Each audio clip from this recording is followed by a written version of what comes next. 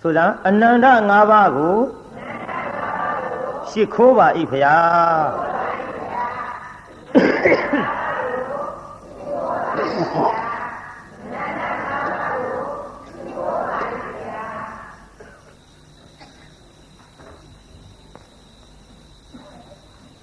အနန္တ၅ပါးကိုရှိခိုးပြီးတဲ့နောက်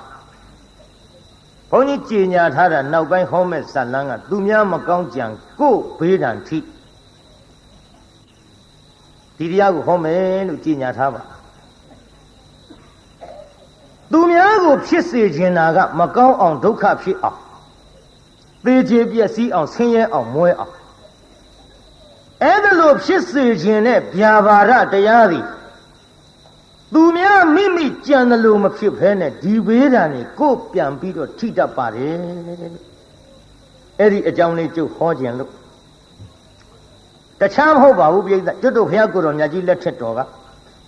ကောသလခေါ်တဲ့တိုင်းမှာအင်ဂျီ1000ရှိတဲ့ရွာကြီးအဲ့ဒီရွာကြီးမှာနောက်ဘဝကကိုပြုတ်ခဲ့တဲ့မကောင်းသောအကြံမကောင်းသောကံကြောင့်ကိုပြန်ဘေးဒဏ်ထိတဲ့တငယ်တယောက်ကိုကျုပ်အကြောင်းပြုဟောမယ်နောက်ဘဝကသူဘာတွေလုပ်ခဲ့ပါလိမ့်သူလုပ်ခဲ့တဲ့အလုပ်ကမိမိရဲ့ကြောင်းတိုက်အတွင်းသို့အာဂန်လူအရှင်များကြွရောက်လာတဲ့အချိန်တကားများကဆွမ်းစားပင့်ကြောင်းရှိတန်ခါအကုန်ပါဗျာလို့တန်ခါကုန်ဆွမ်းစားပင့်တန်ခါကုန်ဆွမ်းစားပင့်တော့အဲ့ဒီကြောင်းတိုင်ဘုန်းကြီးက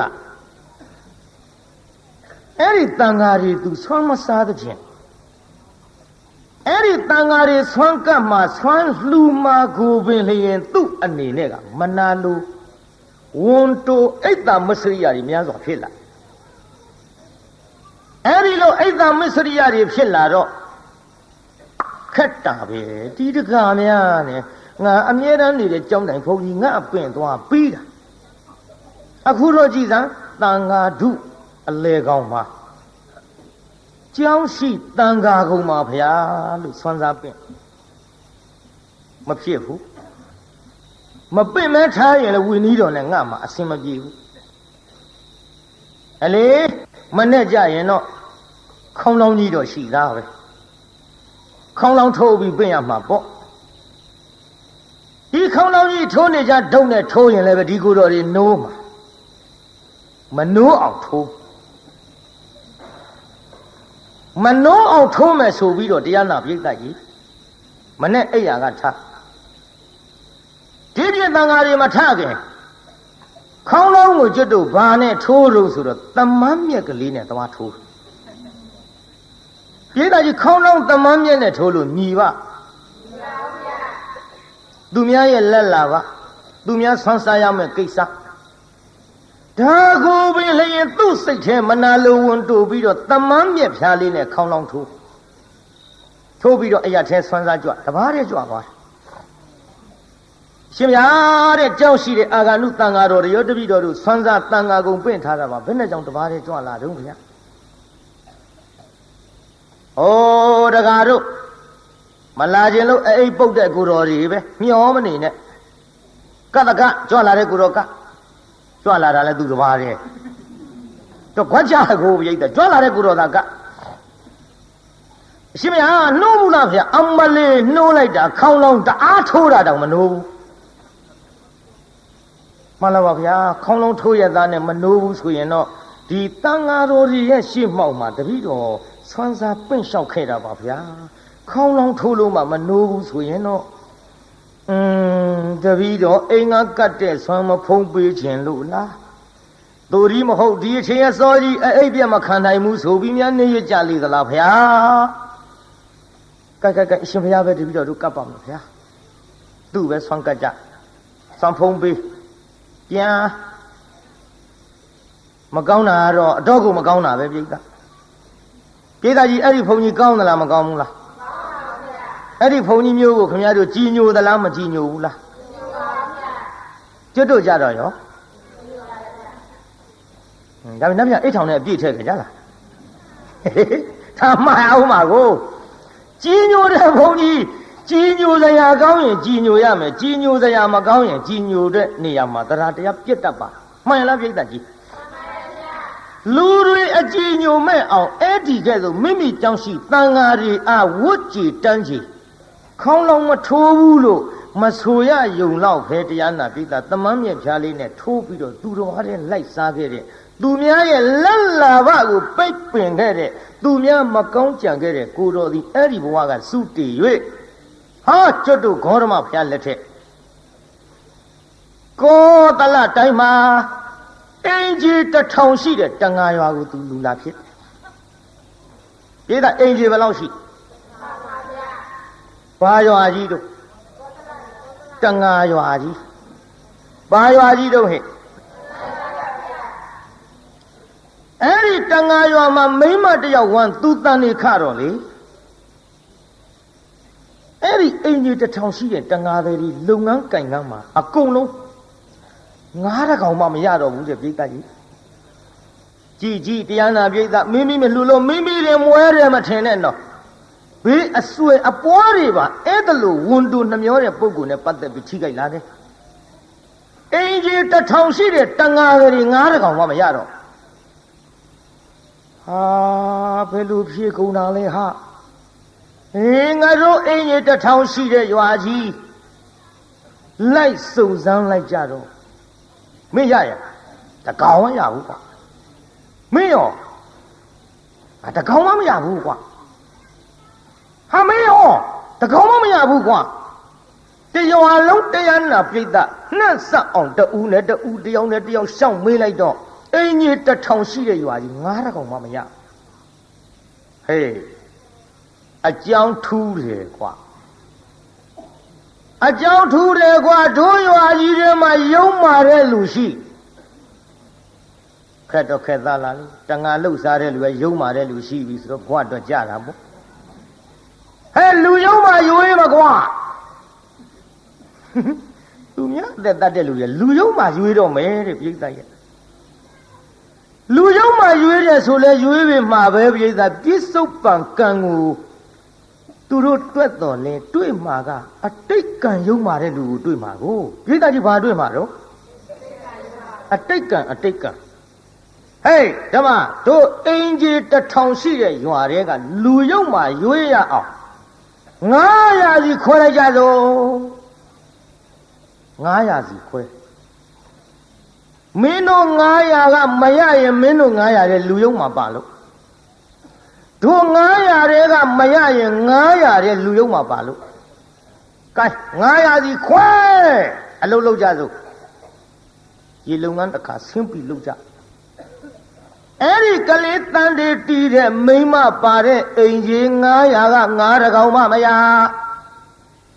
ဟိုဘက်အိမ်ကြီး900က9တွေရဟေးတို့ဘက်က900ရဲ့ပါနေပြီกว่าလူယုံမှာက250စီခွဲကြစို့กว่าမတွေ့အောင်ရှာမဖြစ်250စီခွဲပြီးအလုံးလုံးလိုက်ကြတော့သူတန်တေတီတဲ့မိမပါတဲ့250ကတကောင်မှမရဟိုဘက်250ကရဟေးတို့ထဲပါလာပြန်ပြီကွာငါလဲကွာမကောင်းတာမလုပ်ပါဘူးကွာငါသတ်တဲ့လူကငါလဲမကောင်းတာမလုပ်ပါဘူးကွာဟေးတို့250တဲ့လူယုံမှရှာကြအောင်စို့တရားအစိတ်စီခွဲကွာတရားအစိတ်စီခွဲတာအဲ့ဒီကလေးတန်တေတီတဲ့မိန်းမတရားအစိတ်ထဲကတကောင်မှမရဟိုဘက်ကရဟာဟေးတို့ထဲပါလာပြီကွာတွေ့တော့မှာပဲကွာတရားအစိတ်ကိုခွဲကြအောင်စို့ကွာ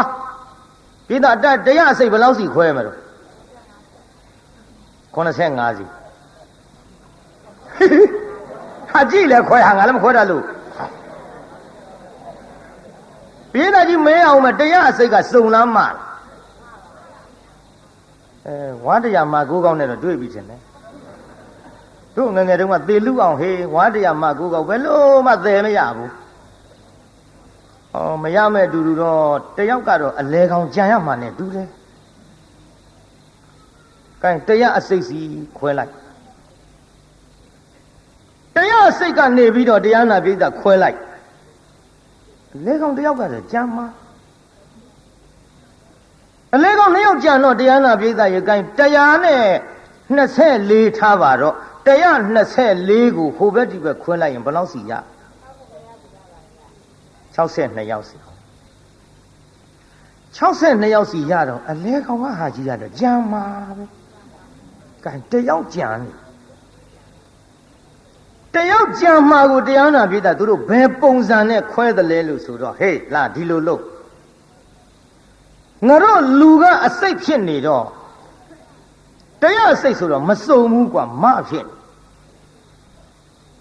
ပထမဆုံးတယောက်အလဲကောင်းနေကွာဟိုဘက်ဒီဘက်ခွဲဟိုဘက်ဒီဘက်ခွဲဆိုတော့တရားနာပိဋကခုနှစ်ကသူ့တန်နေတည်တဲ့မိန်းမက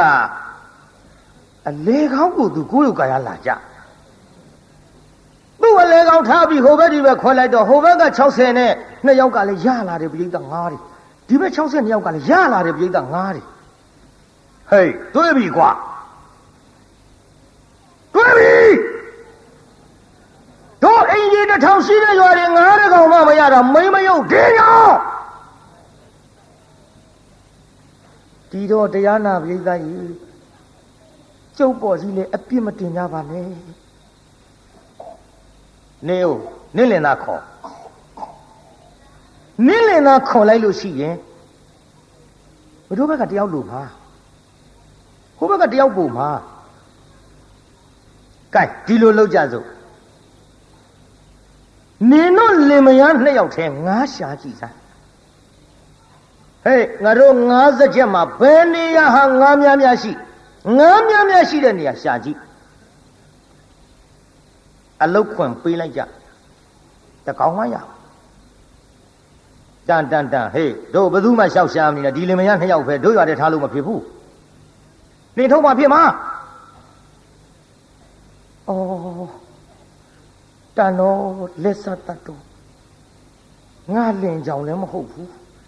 နေကြပါအိုးဒီလိုမလုပ်ကြပါနဲ့ကျုပ်တယောက်ထဲဟိုဖြစ်နေတော့ကျုပ်လင်သားတယောက်ထဲထားကြည့်ပါလား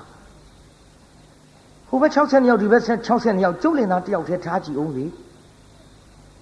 ကျုပ်ကိုတစ်ဖက်ဖက်ထည့်ကြည့်ပါဦးလင်လုံးတဲ့လူကမျက်စောင်းထိုးဘာဆိုင်လို့နေအောင်ရတာငါဆိုင်မှာလင်လုံးတဲ့လူကဒေါသဖြစ်လာဘာဆိုင်လို့နေခလေကောင်ကြမဟုတ်ပါဘူးတော့တဲ့လင်းနေမရပဲတဲ့ဟိုတော့ကိုခလေကောင်ထားပြီးဟိုဘက်60ယောက်ဒီဘက်60ယောက်ကျုပ်ပါတဲ့60ယောက်ထဲကမရရင်ကျုပ်ပဲပေါ့ဒီတော့လင်သားလောက်တဲ့လူကိုခလေကောင်ကထားပြီးဟိုဘက်60ယောက်ဒီဘက်60ယောက်ခွဲလိုက်တဲ့ချိန်ခါမှာအဲ့ဒီမိန်းမပါတဲ့ဘက်ကငါမရဘူး62ယောက်စလုံးတော့နင်ပါလာတာတို့ပဲမရတော့မဖြစ်ဘူးဆိုတော့စဉ်းစားကြည့်လိုက်တော့လေသူ့တန်တွေတီးနေတဲ့အပေါ်မှာဘာမှဝေဖန်မှုမရှိဘူးပြည်သားတန်တရားလည်းမဖြစ်ဘူးကျောင်းလေဒီလိုဆိုရင်ဒီရက်ဒီရွာမှမနေဘဲနဲ့ကျုပ်သွားပါမယ်ကျုပ်ကြောင့်တရွာလုံးငါမရတဲ့ကိစ္စကဲကျုပ်သွားမယ်ဟေးသူသွားတာကိစ္စမရှိဘူးမိမသားလည်းဖြစ်တယ်ကွာလိုက်သွားမင်းရောလိုက်သွားဗျာလိုက်ရမှာပေါ့လင်းနေမရပဲသူသွားကျုပ်လိုက်ရမှာပေါ့ကျွတ်တို့ဖာသာတခြားရဝေးသွားပြီးတော့လုတ်ကင်စားတော့ကြပါမယ်ခင်ဗျာလင်မယား2ယောက်စလုံးနှင်ထုတ်ခံရသားပိဋကဝင်တွေကသားအတွက်နော်ဒါကြောင့်သူများမကောင်းကြံပြီးတော့မနာလိုတဲ့စိတ်တွေဝန်တိုးတဲ့စိတ်တွေအိတ်သမစရိယာတွေဒါတွေမွေးမိကြပြီဆိုရင်ဖြင့်ကြည်ဘယ်ထိအောင်ထိခိုက်မယ်ဆိုတာဆက်ပြီးတော့နားထောင်ကြည့်အောင်ပိဋကလင်မယား2ယောက်ထွက်သွားမောင်ရဲ့တို့ဘယ်နဲ့ကြောင့်ဒီလိုဒုက္ခဖြစ်ပါလိမ့်မယ်တော့ကျွတ်တို့တန်ငါးတယ်ဆိုတာကတော့သူများအသက်တတ်တာမကောင်းတဲ့အလုပ်လုပ်တဲ့လူချင်းမှန်ပါရဲ့ဒါပေမဲ့လို့တိထဲရုပ်မာတဲ့အလုပ်ကြီးကျုပ်လည်းမလုပ်မိပါလားတော့ဒီအသက်ဒီရွယ်ထိတော့အပေါ်မှာလေလော်လီဖောက်ပြပြီးတော့တပါးတော့ယောက်ျားနဲ့လည်းကျုပ်မပြစ်မှားမိပါဘူးငါလည်းဒီလိုပါပဲကွယ်ကဲဖြစ်သမျှအကြောင်းအကောင်းကြီးပေါ့လာတော့စားစို့ဆိုပြီးတော့လောက်ကင်စားတော့ရင်းနဲ့နောက် ကိုလာကနေပြီးတော့ဆယ်လရောက်သောအခါတန်းယောက်ျားလေးဖွားမြောက်လာပြေးတော့ဘာလေးတို့တန်းယောက်ျားလေးဖွားမြောက်လာတော့သူတို့ရှိတာပါတာလေးလဲစားလို့တောက်လို့ကုန်ပြီအေးစဉ်လှဲ့ပြီးတော့ထမင်းတောင်းရစားရတဲ့ဘဝရောက်ဒီလိုတောင်းရမ်းစားရတဲ့ဘဝရောက်သောအခါကလေးလေးကိုမအေးချီတယ်အဖေကအလွတ်ခွက်ကိုတက်ရောက်တစ်လုံးစီခိုင်းထမင်းပေးမဲ့ခွက်ကိုတက်ရောက်တစ်လုံးစီခိုင်းထမင်းပေးမဲ့လူကကလေးချီထားတဲ့မိန်းမခွက်ထဲထမင်းမထက်ယောက်ျားခွက်ထဲထမင်းထက်ကျုပ်လည်းပေးပါအောင်တော့ဟိုကတယောက်ထဲပါကျုပ်ကသားလေးနဲ့ပါမပေးဘူးနင်သားတော်လေးရှိပြစ်လိုက်နင်သားတော်လေးရှိပြစ်လိုက်အိမ်တိုင်းဒီလိုကြီးအပြောခံရကဲမောင်ရဲ့ကလေးကြောင့်များလားတို့မသိဘူးจิตသိမ်းထားစရာကြီးဖြစ်လာပြီဒီရွယ်လေးဆိုတာအလွန်တနာရကြတာကဲရောမောင်ရဲ့ကလေးတစ်နှစ်ချီပါဦးယောက်ျားကလေးပေးပြီးတော့နောက်တဲ့အိမ်ကျတော့ဒီလိုပဲတခါတည်းခွက်တစ်လုံးစီကင်တောင်းကလေးမပါတဲ့မိန်းမရဲ့ခွက်သေးကိုထမင်းထဲသည်ကလေးချီထားတဲ့ယောက်ျားရဲ့ခွက်သေးထမင်းမပေးဘူးသူ့တယောက်သေးပါဗျာကျုပ်ကလေးလေးနဲ့ကျုပ်ခွက်သေးထဲပါအောင်မပေးဘူးအဲ့ဒီကလေးတော်တဲ့ရှိပြလိုက်အဲ့ဒီကလေးတော်တဲ့ရှိပြလိုက်ဒီတိုင်းကြီးအပြောခံရဟုတ်ပါပြီကွယ်ဟုတ်ပြီနှမငါတို့အင်ကြီးတစ်ထောင်ရှိတဲ့တန်ဃာရွာကြီးငါတကောင်းမှမရတာသူ့ကြောင့်ကလေးချီသောမိခင်ခွက်တဲ့ထမင်းမထဲတာသူ့ကြောင့်ကလေးချီသောဖခင်ရဲ့ခွက်တဲ့ထမင်းမထဲတာသူ့ကြောင့်အဲ့လေသူ့တော်နေကိုလာလွယ်ဆင်းလာဖွားတဲ့သားမင်းလည်းတနာပြီမယ်ငါလည်းကိုယ်ကဖြစ်တဲ့ရင်သွေးတော့ချစ်တာပဲနှမရဲ့ကလေးတဖြည်းဖြည်းစောင့်ပြီးတော့မွေးကြွေးကြည့်ကြပါအောင်စိုးနဲ့တဖြည်းဖြည်းစောင့်ပြီးမွေးကြွေးကြည့်ပြီးလာခဲ့ရကလေးကမတ်တပ်ပြေးလေးဘဝရောက်လာမတ်တပ်ပြေးလေးဘဝရောက်တော့ရှောက်ပြီးတောင်းလိုက်ကြတဲ့ကိစ္စဒီကလေးမြင်တိုင်းမေတ္တာပြည့်ဒီကလေးမြင်တိုင်းခွက်ထဲထမင်းမထဲကြတော့လင်မယားနှစ်ယောက်တိုင်းတယ်ကလေးလေးလည်းမတ်တပ်ပြေးလေးမတ်တပ်ပြေးရနေတဖြည်းဖြည်းသကပီနာကြဘဝနဲ့အရွယ်ကလေးပေါ့လေဥမမဲ့စာမမြောက်လင်းက6နှစ်သားလေးရောက်လာတော့နှမဒီလိုလုပ်ကြပါစို့ကွယ်ကိုမချီကအမိတော်လဲသားတော်ခဲ့ဤကဘာမီလောင်းသားကောင်းချနေဆိုတဲ့စကပုံကလည်းရှိနေတော့သူနဲ့သာနေရမယ်ဆိုရင်တနေ့ငါတို့ပါအလင်းမမီပဲနဲ့ငတ်ပြတ်ပြီးပေးကုန်ရတော့မှာပဲအေးရတစ်ထောင်ရှိတဲ့ရွာကြီးငါးတကောင်းမှမရတာလေသူ့ကြောင့်မိမိတို့ချက်မြုပ်စားဒီရွာကတို့လင်မယားထွက်ပြီးတော့ပြေးခဲ့ရတာကလည်းသူ့ကြောင့်နှမရဲ့ချစ်တော့ချစ်တာပေါ်မချစ်လို့မှမဟုတ်ဖ ೇನೆ သူ့ချစ်သမျှကိုတို့လင်မယားနှစ်ယောက်နစ်မြုပ်ရမှာမို့ပြစ်ထားခဲ့ကြလို့လားပြစ်ထားခဲ့ကြလို့လားဟင်တော့ဘယ်လိုပြောလိုက်တာတော့ကြံရပါပြီတော့ကြံလဲကြံရပါပြီရဲ့ကိုလာလွယ်ဆဲလာဖွားရရတဲ့သားမို့ကျုပ်ပဲလို့နီးနေမှပြစ်နိုင်ဘူးမပြစ်နိုင်ဘူးကျုပ်သက်သေးချင်းသေးပါစေတော့ကဲဒါဖြင့်နှမမင်းကမပြစ်နိုင်ရင်မင်းကငါ့ရဲ့ပူချစ်တာမိခင်ပြီဘူးပူမချစ်ရဘူးလို့လည်းငါမဆိုလိုပါဘူးငါတော့ဖြင့်သူ့တံမခံနိုင်ဘူးနှမမင်းသားချစ်ရင်ငါ့ကိုပြေးငါ့ကိုချစ်ရင်မင်းသားကိုပြေးချစ်ပေမဲ့လို့လေငါပြတ်ပြီးတော့အစာရေစာငတ်လို့သိရတဲ့အထဲမှာတတိုင်းလုံးတစ်ပြေလုံးဒုပိတ်ကန္တရကတ်ကြီးဆိုင်လို့အကုန်ငတ်သိတာအကြောင်းမဟုတ်ဘူးသူ့ကြောင့်ဒုလင်မယားနှစ်ယောက်ထဲတော့ငတ်အတိမခံနိုင်ဘူးအသေးမခံနိုင်မဲ့အတူတော့မင်းသားချစ်ရင်မင်းနေရခဲ့ ငါတော့မနေဘူးသွားမယ်ပြောရနေပါအောင်တော့ကဲကျုပ်သားလည်းကျုပ်ချစ်တယ်တော့ကိုလည်းချစ်တယ်ဒါပေမဲ့လို့ဒီတိုင်းကြီးပြစ်ပြီးလို့လည်းမတော်ပါဘူးသူမသိအောင်လှည့်ပတ်ပြီးတနည်းနည်းနဲ့ထားခဲ့တာပေါ့ကောင်းလားအေးကောင်းတယ်ခမဒါဖြင့်ဒီလိုလို့သူပြောတာနဲ့သူကြားကုန်လားမသိဘူးကြားကုန်မလားမသိဘူးဆိုဟိုကနားထောင်နေတာကြားတာပေါ့မကြားပဲနေပါကလေးကဒါပေမဲ့လို့မိဘများငါပြစ်သွားလိမ့်မယ်လို့သူစိတ်ထဲတဆန်းကြီးမြတ်မရှိသာသမီမိဘအာကိုးတာဟိမိဘအာကိုးတာဟိပြစ်သွားလိမ့်မယ်လို့သူစိတ်ထဲမယုံကြည်ဘူးပြောတာတော့ကြားတယ်သူပြောတယ်ရဲ့လို့လဲသူတိတိကျကျဝေခွဲလို့မရပြစ်သွားကြစို့လို့ပြောတာပဲသူသိအဲ့ဒီလိုသိတဲ့စကလုံးလေးကိုပဲသူကြားရတဲ့အခိုက်ဘာမှနားမလဲရှာတဲ့ကလေးဆိုတော့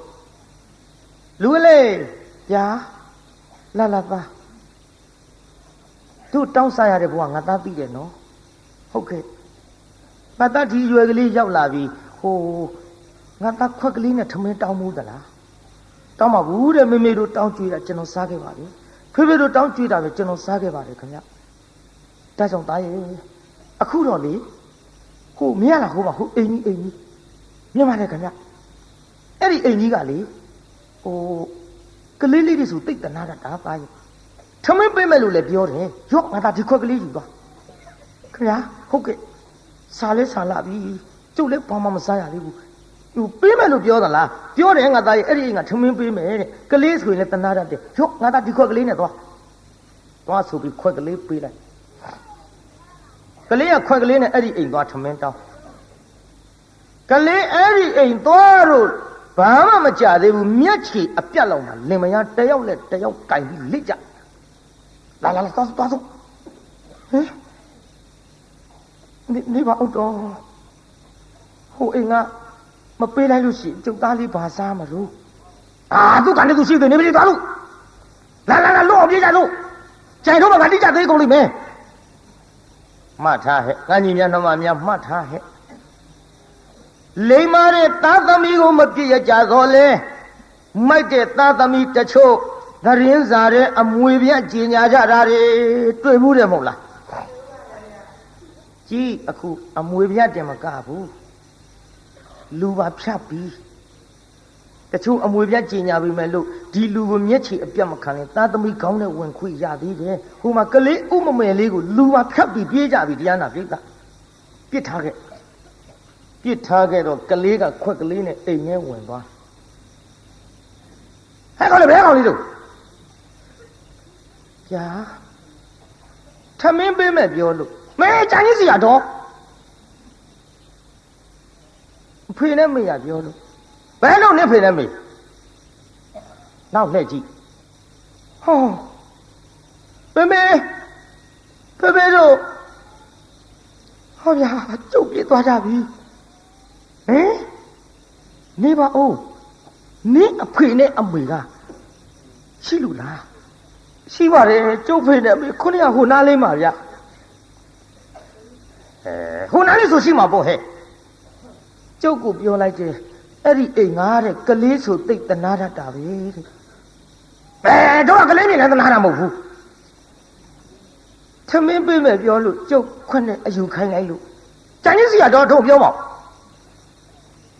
ဟင်ဖေတို့မေတို့ငါလိမ်ပြီးတော့ပြစ်သွားကြပြီထင်ပါရဲ့ငါစဉ်းစားကြည့်လိုက်တော့ဖေတို့အမေတို့ပြောတဲ့စကားဥမနားလေပြီအေးကြီးတထောင်ရှိတဲ့ရွာကြီးငါတကောင်းမှမရတာသူ့ကြောင့်ငါပြောတာနဲ့တူပါရဲ့ကျွတ်တို့ချင်းမြုပ်ဒေသအင်ကြီးတထောင်ရှိတဲ့ရွာကြီးကထွက်ပြေးလာရတာသူ့ကြောင့်ဒီကနေ့ဒီအချိန်ထိထမင်းဝအောင်လည်းမစားရဘူးတဲ့သူပါတဲ့မိခင်သူပါတဲ့ဖခင်ခွက်ထဲထမင်းမထည့်ဘူးတဲ့သူတို့ပြောတဲ့စကားတွေအလုံးခြုံကြည့်လိုက်တော့တတော် ငါ့ကိုမတနာလို့ပြစ်ပြီးတော့ပြေးကြပါဗောလားအဲ့လေမိဘများအပြစ်မရှိပါဘူးငါအပြစ်တွေးကြည့်ပါလားအခုဒီအိမ်ကလည်းကြံကြီးစီယာငါထမင်းပေးမယ်လို့လည်းမပြောဘူးတဲ့ကလေးမြင်နိုင်လည်းမတနာဘူးတဲ့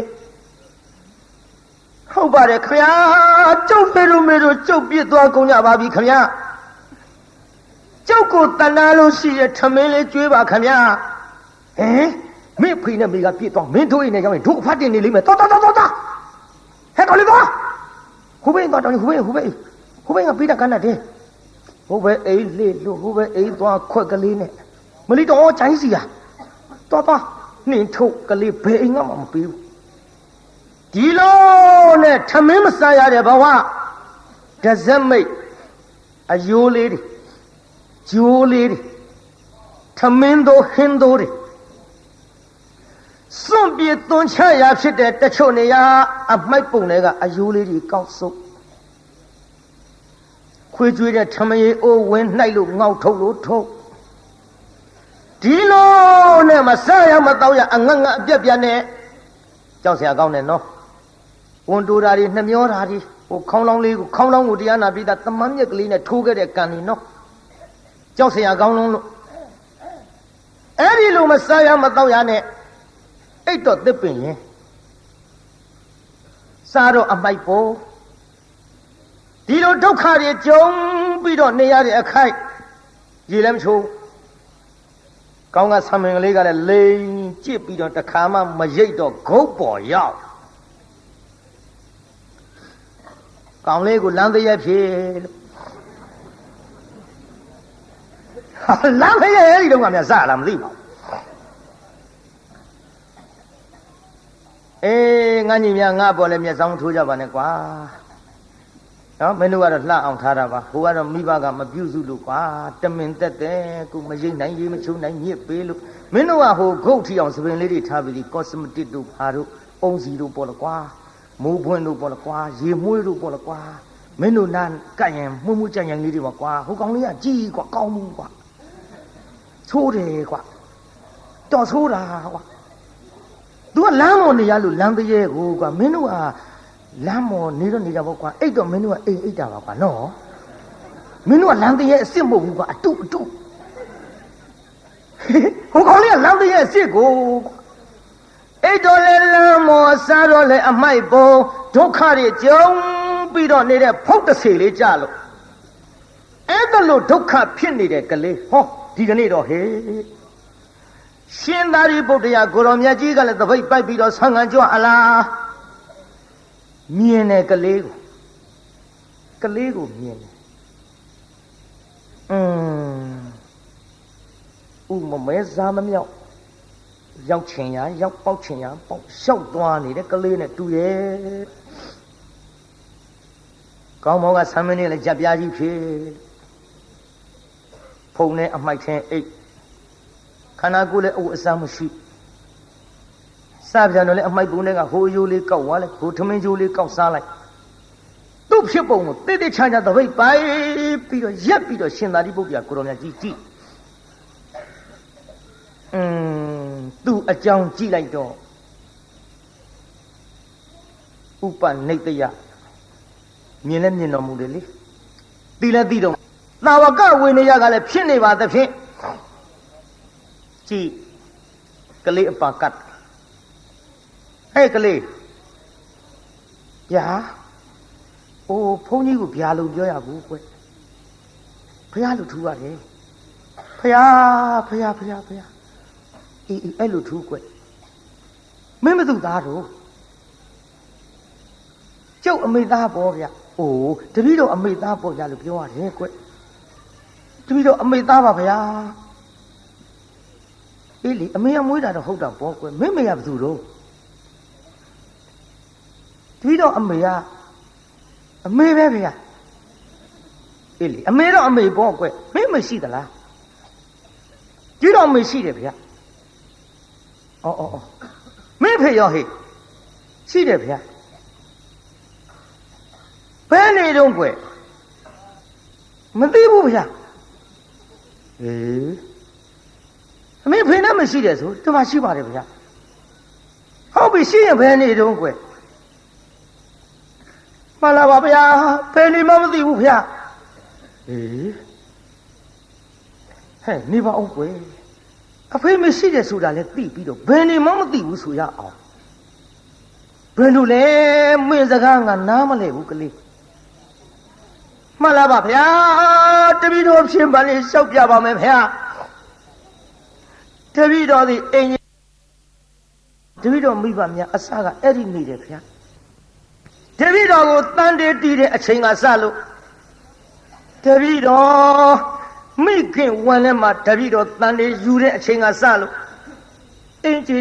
1500ကောင်မှမရလို့ခွဲကြတယ်ဗျာတပည့်တော်မိဘနှစ်ပါးပြောတာအစကဘာများလဲလို့အောက်မိတာတပည့်တော်ကြောင့်ဖြစ်နေတာကိုနောက်ပြစ်ပြေးမှသိရပါလားဗျာနောက်ရွာကနေပြီးတော့နှင်ထုတ်လို့တပည့်တော်ဖေမေတပည့်တော်ကြောင့်ထွက်ပြေးခဲ့ကြတော့ဗျာတ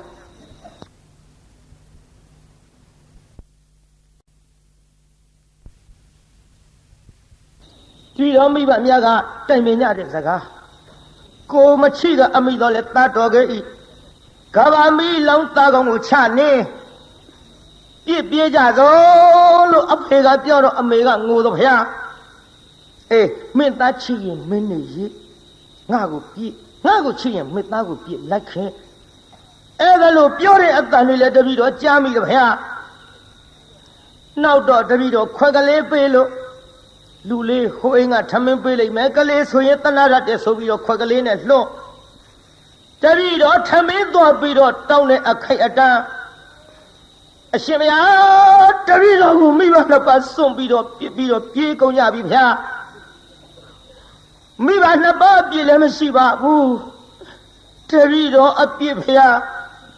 မိဘနှစ်ပါးရွာတွေကထွက်ပြေးရအောင်ခံစားခဲ့ရတဲ့ဒုက္ခတွေတတိတော်ကြောင့်ပါဗျာတို့ဖြစ်ပါ၍အရှင်ဗျာတတိတော်အဲ့ဒါထဲလျှောက်ပြီးတော့ခွန်းနဲ့တောင်းလာလဲဘယ်သူမှကြွေးမဲ့လို့မရှိဘူးဗျာအမင်းပါစားနေလို့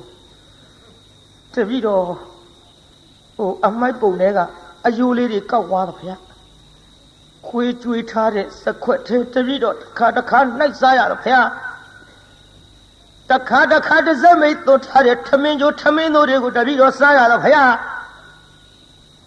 ရှင်သာရိပုတ္တရာကိုရောမြတ်ကြီးဩတနာစရာပါပဲလားကွယ်အေးဒါဖြင့်မင်းကိုရင်ဝင့်မလားကွယ်ဗျာတပည့်တော်လိုလမ်းတရဲ့ဘယ်သူကကိုရင်ဝင့်ပေးမှာတော့ဗျာ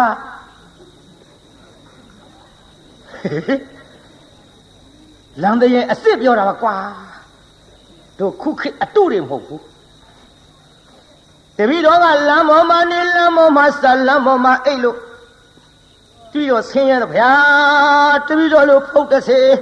ဘသူကသင်္ကန်းဝစ်ပေးမှာတော့ဗျာဟေး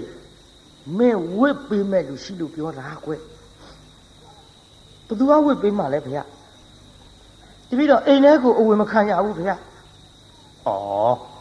မင်းငါဝစ်ပေးမှာလေဖျားရှင်မြတ်ကစားတာလားဩဘယ်ကစားရမှာတော့ကွတပည့်တော်တကယ်သနာလို့တကယ်ဝစ်ပေးမှာလားဖျားအေးဝစ်ပေးမှာပေါ့ကွဟုတ်လားပါဗျာတပည့်တော်သနာဖြင့်သင်္ကန်းဝစ်ပေးတော်မူပါဖျားတပည့်တော်မြတ်စွာဘုရားမြောက်ပါတဲ့သင်္ကန်းဝစ်ပေးမယ်ဆိုရင်တပည့်တော်ဝစ်ချင်ကြောင်းပါဖျားလို့ရှင်သာရိပုတ္တရာခြေသလုံးတော်ဝင်တအားဖက်လို့အိုးခြေမိုးတော့မျက်ရည်တွေညာရွှဲလို့ဟဲ့တိတ်ငယ်လာသွားကြစို့ရှင်သာရိပုတ္တရာခေါ်တော်မူသွားပြီးတော့သင်္ကန်းစီးပေးလိုက်ကိုရင်ကလေးဖြစ်သွားကိုရင်ကလေးဖြစ်သွားလို့သင်္ကန်းစီးပေးလိုက်တော့လေသူ့ရဲ့နောက်ဘဝကမကောင်းတဲ့အတိတ်ကံကြီးကနှိမ့်ဆက်လိုက်တာလေသူနဲ့အတူတူသွားတဲ့ရှင်သာရိပုတ္တရာကိုရောမြတ်ကြီးအားဆွမ်းလောင်းဖို့ဆိုတာဝေလို့လက်အုပ်ကလေးချီပြီးတော့ရှေးခိုးလူမြမရှိတော့ကျက်သိမ်းထစရာကြီးကြောက်စရာကြီးပြိဿဒါကြောင့်သူများလှူတာများလေကို့တပြားမှကုန်တာမဟုတ်ဘဲနဲ့မနာလိုဝန်တူစိတ်များမမွေးကြနဲ့ပြိဿကြောက်စရာကောင်းလုံးလို့ကျက်သိမ်းထစရာကောင်းလုံးလို့ရှင်သာရိပုတ္တရာကိုရောမြတ်ကြီး သူပါသွားတာနဲ့ဆွမ်းလောင်းမှုဆိုတာဝေလာဝေးစွာလောင်းရလားပြိဿလက်အုပ်ကလေးချီပြီးတော့ရှ िख ိုးမဲ့တရားဓမ္မတောင်မရှိယဟန္တာမထေကြီးသည်ပင်လျင်တရားနာပြိဿဓမ္မတန်ဝေကကြီးရတဲကြောက်စရာကောင်းတဲ့အတိတ်ကမှာသို့တော်လည်းတီးခမ်းပြီးတော့ရလာသမျှဝမ်းအောင်ကျွေးတခြားစီထားကျွေးမွေးပြီးတော့အသက်ကလေးများစိတ်လာသောခါဥပတမ္ပရာကံဆောင်ရယဟန်မောင်းတို့ရောက်အောင်သွတ်သွင်းပေးလိုက်ယဟန်မောင်းရောက်အောင်သွတ်သွင်းပေးပြီးတော့ဟောနောက်ဘဝကျွတ်တို့အာဂန္ဓုကိုတော်တွေမနာလုံးဝန်းတိုးတဲ့စိတ်နဲ့လတ်လာပါကြီးဖြည့်ဆည်းခဲ့တော့လေမိမိကြောင်းမှာမိမိယုံနံဓမ္မသင်္ခါရတရားတွေဤအဖြစ်အပျက်ကိုခရဝရတင်ပြီးတော့အာထုတ်ခဲ့တဲ့ကျွတ်တို့ဥပနိဒယလေးကဒီမာလာအကြောင်းဆက်လိုက်တော့ဟောနောက်လေအာသောကုန်ခန်းလို့ယဟန္တာတော့ဖြစ်ပါရဲ့ဆုံးဝအောင်မဖုံးပေးရရေးသားကြီးဆုံးဝအောင်ဖုံးပေးရရဲ့လားဆုံးတထမဝအောင်မစားရဒီလိုတထမဝအောင်မစားရဘဲနဲ့နေလာခဲ့ရဒီကနေ့ရှင်သာရိပုတ္တရာကိုရောမြတ်ကြီးကပြစ္ဆောခဏနဲ့ညံတော်နဲ့ဆင်ញင်းပြီးကြည့်လိုက်တော့ဩလောဘကတိတ်တာလောဘကတိတ်တာသင်ပြီးဒီကနေ့ပရိနိဗ္ဗာန်စံတော့မှာပါတကားယဟန်ဘဝရောက်လာသည့်အထိတထာမှသူဆောင်းဝအောင်မစားရဘူးဒီကနေ့ငါ့ကိုဆွမ်းစားပင့်ထားတဲ့တကားတူရှိနေသည်သူခေါ်သွားပြန်ရင်လေသူခေါ်သွားပြန်လို့လေကြိုက်မှကြိုက်ပါမလားယဟန္တာကြီးတောင်ကျက်သိမ်းထားအဲ့လေမြို့ပေါက်ထားပြစ်ခဲ့တာကောင်းပါရဲ့ပြီးတော့မှတခါတယောက်ဆွမ်းအပုတ်ခိုင်းရတော့မှာပဲငါရှင်လောတကတိတ်ကဆွမ်းစားတော့ပင့်ထားတယ်သို့တော်လေငါရှင်သတိထားလို့ဟောဒီမြို့ပေါက်မှာနေရနော်ဘယ်မှကြွမသွားနဲ့သင်အတွက်ငါဆုံးဖို့လွတ်လိုက်မယ်မှန်လားပါဗျာရိပ်မိပါပြီဗျာဘုရားတပည့်တော်သိပါပြီဗျာဘုရားတပည့်တော်ကိုအကြောင်းပြုပြီးတော့ကလေးဘဝကကိုရင်ဘဝကနေပြီးတော့ယဟန်ထိစောက်ရှောက်ခဲ့တဲ့ဥပိ္ပဇေဆရာကြီးမို့လဲတပည့်တော်လေးစားမိပါ၏ဗျာတပည့်တော်ပါလာတာနဲ့လက်ရအကသာဝကဖြစ်တဲ့ယဟန္တာမထေကြီးတော်မှလဲဆွမ်းလောင်းတာတွေဆွမ်းကတ်တာတွေလှူတာတန်းတာတွေရဆဲလို့အရှင်ဘုရားလက်အုပ်ချီသူမြတ်မရှိတပည့်တော်သိလဲသိခဲ့ရပါပြီဗျာဟုတ်လားပါဗျာတပည့်တော်ဒီမှာနေရပါမယ်ဗျာငါဆွမ်းပုတ်လွတ်လိုက်မယ်နော်ငါရှင်တင်ပါဗျာဒီလိုနဲ့ရှင်သာရိပုတ္တရာကိုရောမြတ်ကြီးမြို့ထဲဝင်ပြီးတော့တကအိမ်ဆွမ်းစားပြီးတော့ဟဲ့တကတယောက်လာစားရောက်ဆုံးနေဆုံးရင်ထည့်ပြီးတော့ဟိုရွာပေါက်မှာယဟန်တစ်ပါးရှိတယ်နော်မြို့ပေါက်မှာယဟန်တစ်ပါးရှိတယ်အဲ့ဒီယဟန်ကိုဒီဆုံးနေသွားပို့ကြီးကတ်ခဲ့နော်မှန်လားပါဗျာမှန်လားပါဗျာရှောက်ပြီးဆွမ်းဟင်းပကံနေနဲ့ဆွမ်းပကံများတွေနဲ့လင်မန်းကြီးနဲ့ကြာနာထည့်ပြီးရွက်တော့သွားတာပဲပြိတ္တာအဲ့ဒီတကာကမေ့ပြီးတော့လေလမ်းနဲ့သူ့ဟာသူထိုင်စားပြစ်ကိုချိုးကိုလဲစားပြီးဟိုတကာကပြန်သွားတစောင်းဆောင်နဲ့ငါဥပိ္ပဇေဆရာကြီးကဒီကနေ့ဆွမ်းကခိုင်းလိုက်မတဲ့လောဘကဒိဋ္ဌာမင်းလောဘဝကကြောင်တိုင်းဘုန်းကြီးဖြစ်စဉ်အခါကြွလာတဲ့အာဂန္ဓုတန်ဃာတော်ဒီအာဆွမ်းမစားစီလို၍သူများဆွမ်းကတ်တာမနာလို့ပြီးတော့ခေါင်းလောင်းတောင်မင်းသမမ်းမြက်လေးနဲ့ထိုးခဲ့တဲ့အတိတ်ကမှလားတိခံကိုပြုတဲ့ကံဟဲ့ သူများမကောင်းကြတာအခုတော့ကို့ဘေးဒဏ်နေပြန်ပြီးတော့ထိနေပါလားလောသကတိတ်တာ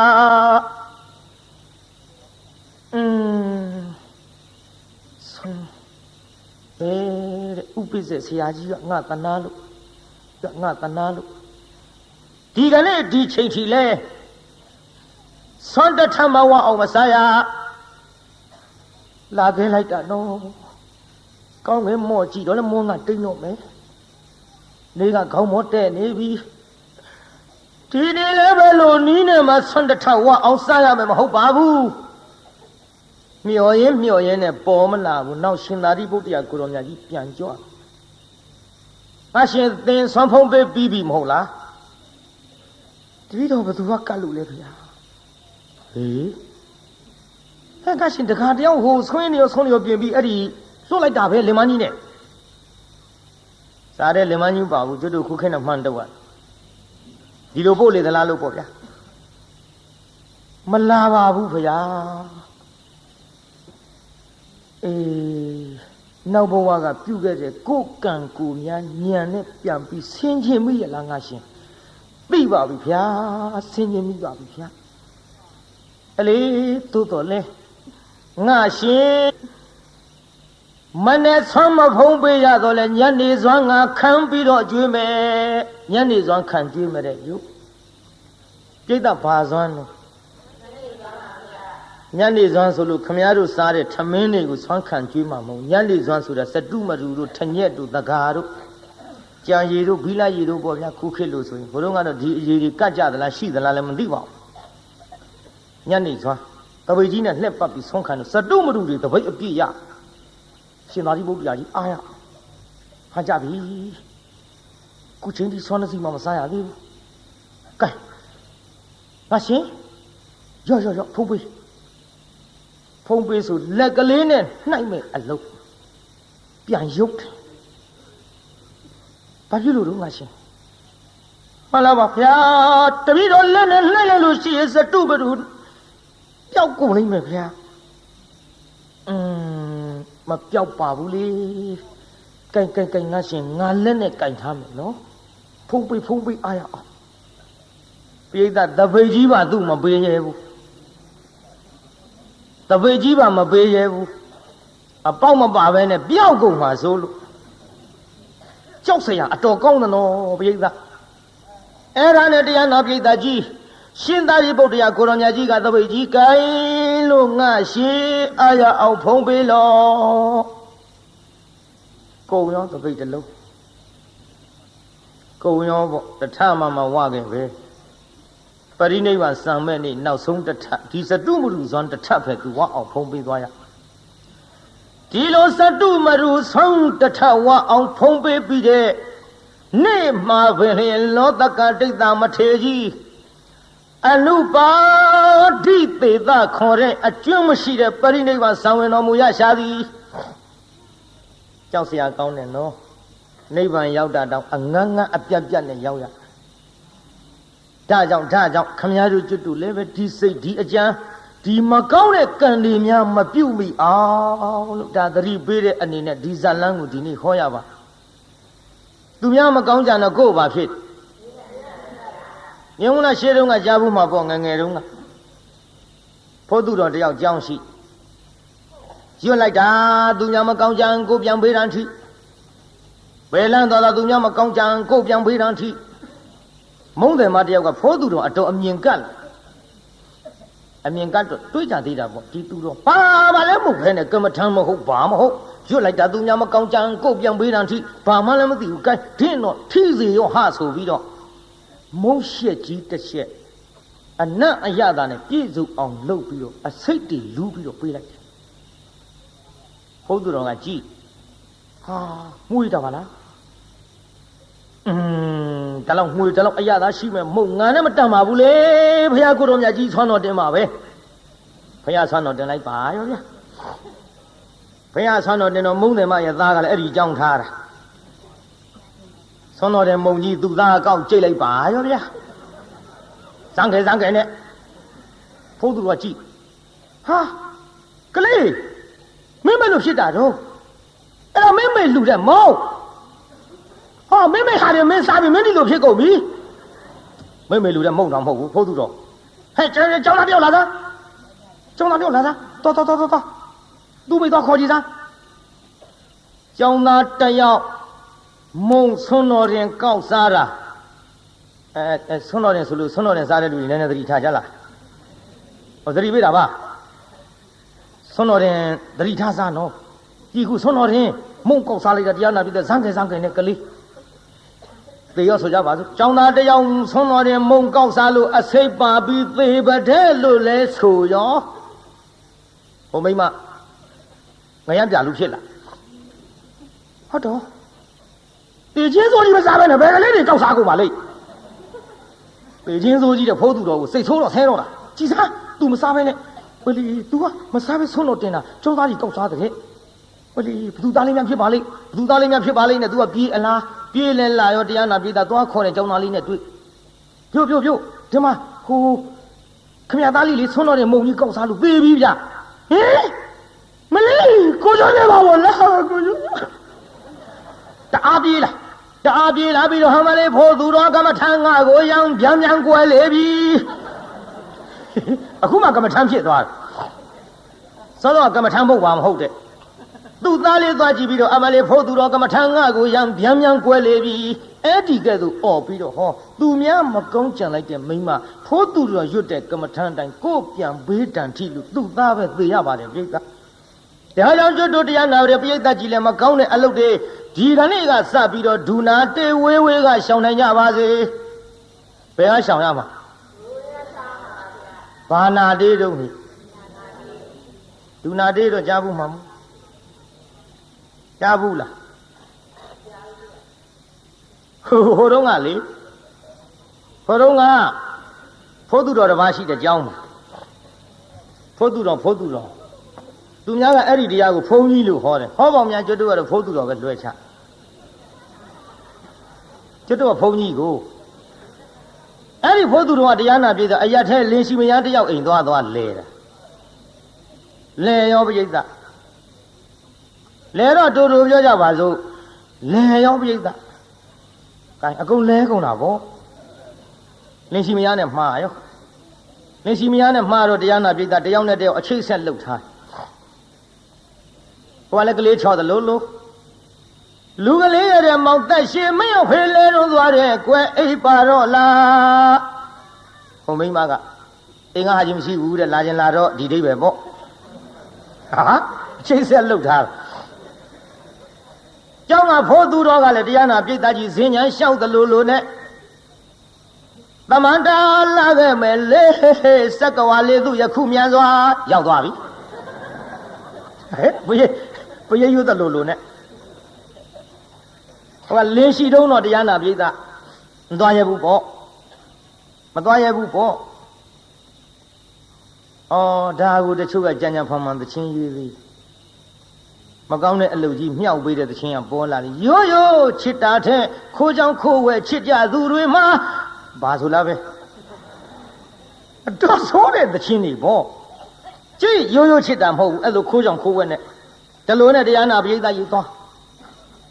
လူကလေးရမောင်သက်ရှင်မင်းဖေးလဲတော့သွားတယ်ကွယ်အိပ်ပါတော့လားလာခြင်းလာတော့အချက်ပြီးဒီကလည်းသမန္တာလာခဲ့မယ်လေစက္ကဝါလေးသူယခုမြန်စွာတောက်ဆောင်ရောက်ဒီလိုနေလာတာတနေ့သ၌ကြတော့တရားနာပြိတ္တကြီးလင်လုံးတဲ့လူကညာကြီးမင်းကောင်ပြန်အလားဟုတ်တော့အေးကလူပြန်လာပြီဒီမလာဖိုးသူတော်ကတုံးဆွဲခေါ်သွားအဲ့လေးလက်ဆွဲခေါ်သွားကတုံးဆံမမရှိဘူးဘာလို့ဆွဲမလို့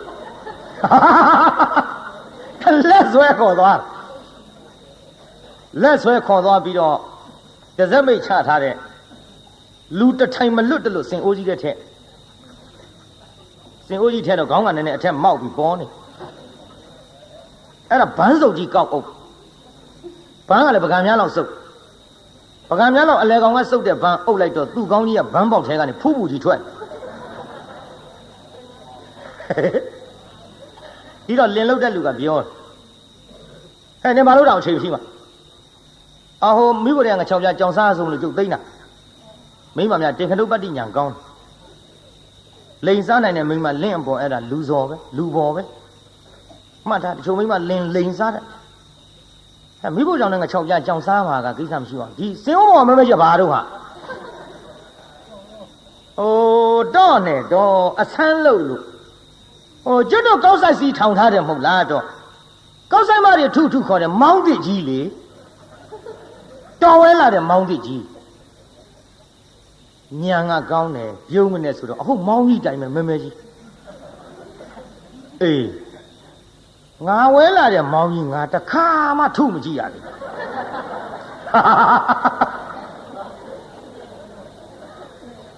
ဒီတော့မိမကပြောတယ်တန်တော်တဲ့အချိန်မရှိမှအရာထဲမီးလာပါလားဆိုပြီးလန့်ကောင်ထုပါနဲ့နည်းနည်းတော့စမ်းကြည့်ရအောင်ဘုသူတော်အတွင်းကစဉ်းစားတယ်ငါမောင်းဆိုပြီးဆော်တော့မှာသူငါကောင်းမောင်းဆိုပြီးတော့ဆော်တော့မယ်မောင်းလို့အော်ရင်မအော်ရင်ငါတို့ကိစ္စပေါ်တော့မယ်နောက်ဟိုကမောင်းထုတဲ့တင်းပုတ်ကြီးယူလာလေဟာထုလိုက်ဒူဟူဟူလင်လုတ်တဲ့လူကပြောတယ်ဟေးမောင်းတန်ကြီးကဘယ်နဲ့ဖြစ်လဲတော့နေစင်အိုးပေါ်မှောက်ထားတော့တဲ့စင်အိုးတွေကထွက်လာတဲ့အတန်ဆိုတော့လှိုင်တန်ပေါ်တော့ဟေးမိမကလည်းပြောတတ်နောက်တစ်ခါထုလိုက်ဒူဟူဟူဟေးပြောစီကြီးပါလားဟာ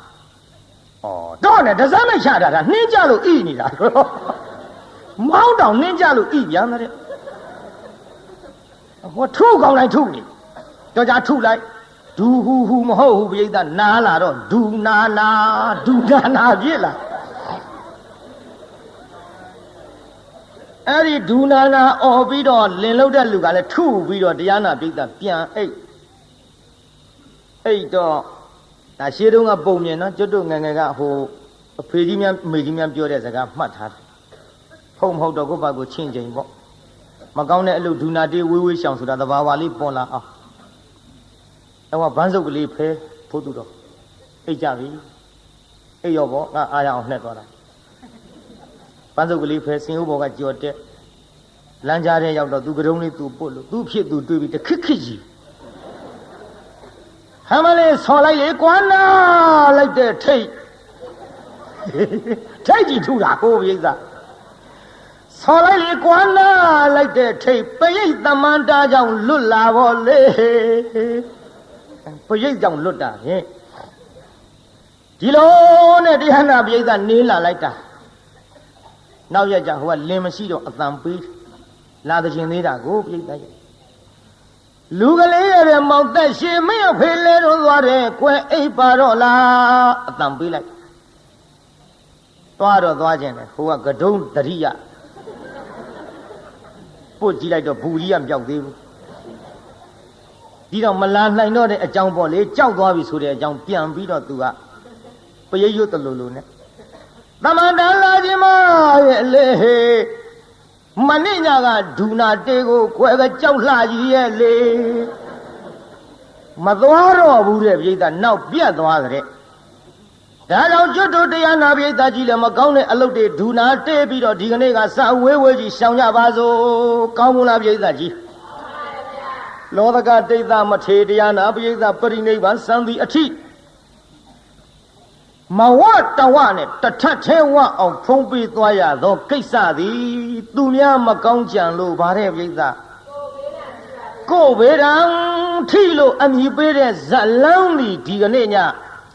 နာယီပြန်တစ်ချက်ထိုးကန်ဤအချိန်မှာနှိဋ္ဌိတမ်းပါတယ်။ကိုင်းမေတ္တာပို့ရအောင်ဆိုကြ။နှစ်ဖြင့်စောစောလေးကြွကြပေါ့။တကဘာလုံးမှာမြတ်တာချမ်းသာကိုစိတ်မြဲပါစေ။အားလုံးကိုယနေ့ညကြွရောက်လာကြတဲ့တရားနာပိဋကကြီးချမ်းသာကြပါစေ။အားလုံးကိုယနေ့ညကြွရောက်လာကြတဲ့တရားနာပိဋကကြီးချမ်းသာကြပါစေ။ကိုင်းအိမ်ပြန်ပို့ကြပါစို့အတ္တခေဟေပြောသမျှဟောသမျှတွေကသဘောမကျပဲအပြစ်တွေ့ကြလည်းခြေရင်နေဖုံမုံစိတ်တွေပြစ်ပြအသီးသီးတော်မိမိတို့အင်္ဂယာဌာနသို့နိဝတ္တန်တုသီခံရတာပြန်ကြပြီတော့ နိဝတ္တတုမေတ္တာရေပခါဖြောင်းလိုက်မယ်ပြစ်ပရာတွေဝေးရအမြန်စေရောခြေတရာဆွေကလျံပြီးကိုယ်စိတ်နှပြချမ်းသာစွာဖြင့်မှန်စွာမနေပြောင်းပါလေတော့ပြောင်းကြစေကုန်သတည်း